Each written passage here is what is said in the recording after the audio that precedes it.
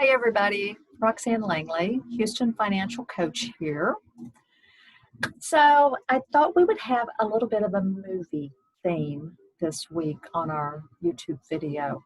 When you talk about finances and money in general, it is definitely inspired by true life events, based on a real story, based on real characters. Names and places have been changed to protect the innocent.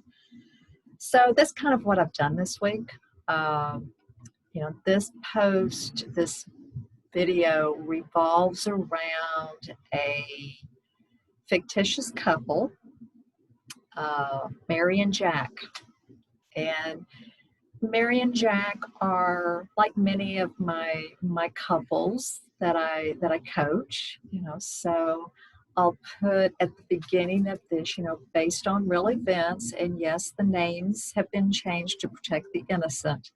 But let me know if you see yourself in Mary or Jack or both. They have a personal dynamic around their money. And the funny thing is, for them, it works. Jack tends to be the spender in the relationship. Most couples have one. Mary, she has a saver mentality. She wants to prepare for every type of rainy day. So, are you a saver?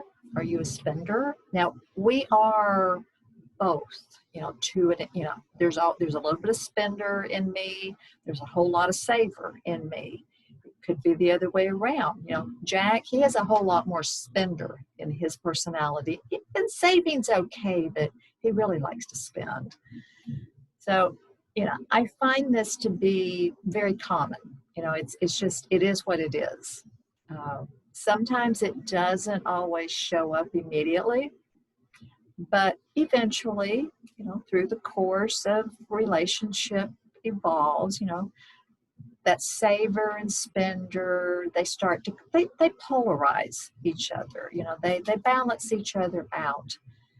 So the saver gets more into saving as the spender gets more into spending. So as you can imagine, at times this can cause some let's just say some stressful conversations.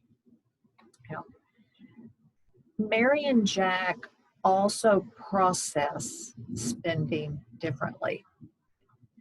Mary is acutely aware of the day-to-day spending that happens so that the credit card bills don't provide undue surprises. The last thing Mary wants is to open up the bill and see an extra, $25 charge on there that she wasn't aware of. She has that saver mentality, and even in what she's looking for, she doesn't like those surprises. So if they happen to make large purchases during the month, Jack doesn't seem to notice them or stress out about it until the credit card bill comes through. And the funny thing is, he looks at the statement and sees that the balance has grown. And the first thing is, what happened this month? So they, both of them look at the statements differently. It's vitally important to recognize that these habits, because that we all have, because it helps us navigate our finances as a couple. I sometimes remind Jack, certain choices will add to a bigger credit card bill. And it gives him better context for decision making in the moment. What they have done, they've come to a threshold. If it's over $300, unless it's an emergency, now that's a whole other topic. But let's say they decide, they decided they wanted to buy a new sofa.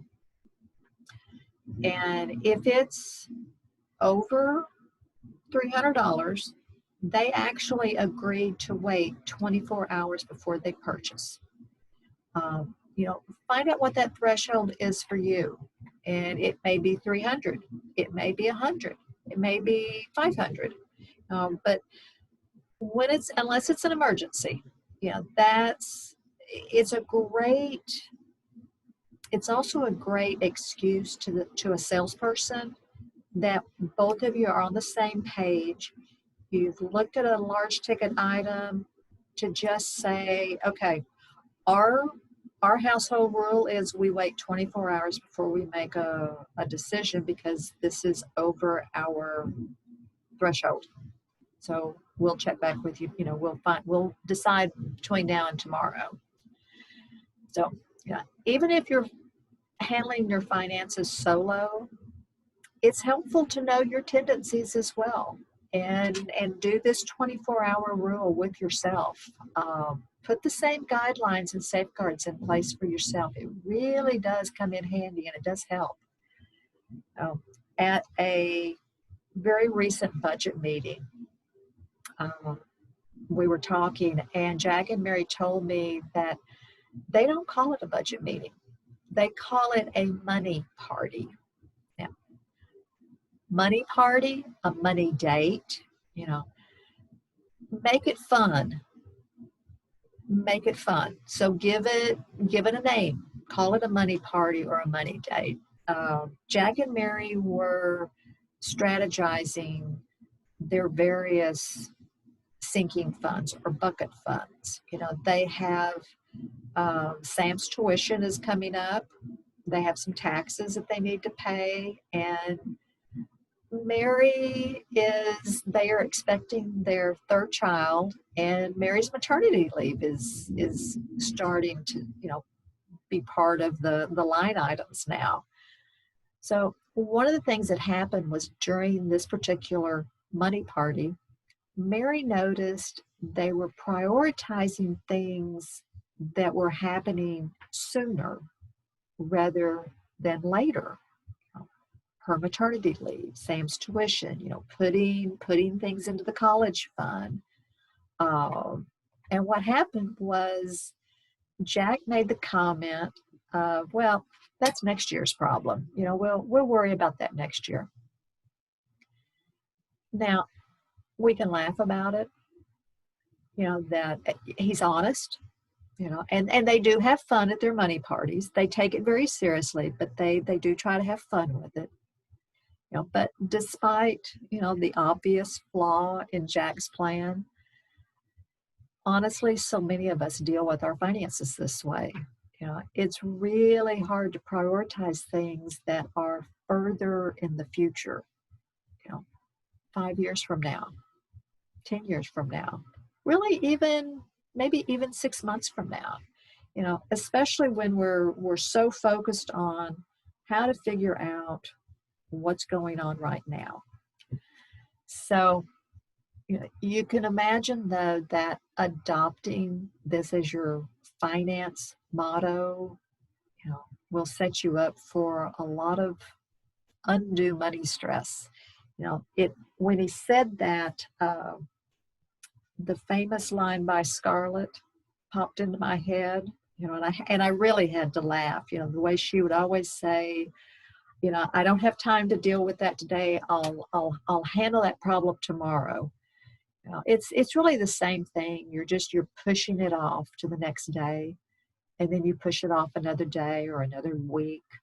Now, so much of our money journey is about being honest with ourselves around money, not just what's happening with it, but how we think and interact with it.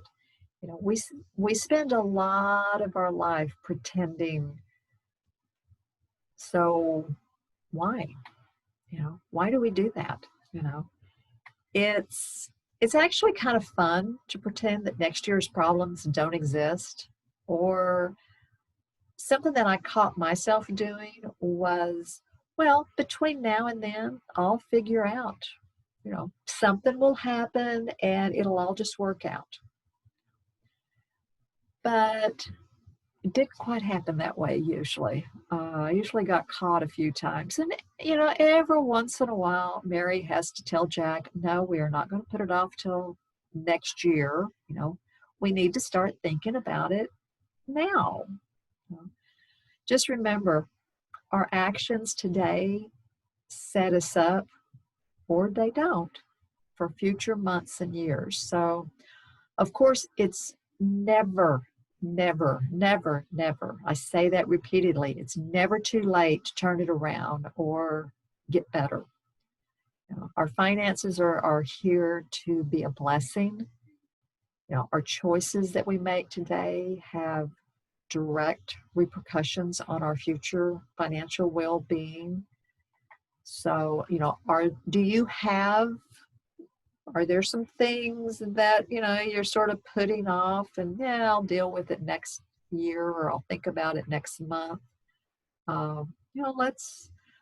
Let's start the conversation at least. Let's start thinking about them. And I hope that this will, in a comical way, in a non-judgmental way, will show you that putting off for tomorrow doesn't always help, especially when it comes to our financial well-being and where our finances can be, even 6 months from now.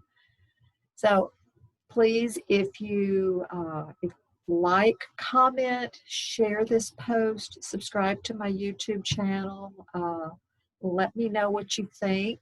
And if there's any topics, ideas, suggestions that you would like to see here, reach out to me. I am Roxanne Langley, Houston, Texas financial coach, and you can reach me at roxannefinancialcoach.com. All my information is there. Thank you, and I look forward to connecting with you again.